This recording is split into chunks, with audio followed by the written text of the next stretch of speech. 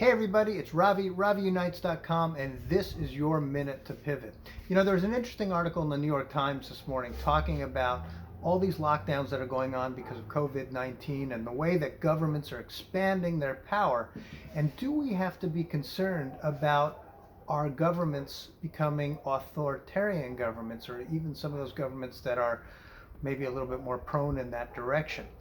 Are these restrictions and these controls going to be let go after the disease is no longer as great of a threat as it is? I mean, of course, we had the Patriot Act come up after 9/11, and that lasted a long time with both Republican and Democratic presidents signing that and renewing it as law. I'm curious what you think. What are the things that we need to be looking out for, and what do we need to worry about, if anything, in this regard? Please post your comments below.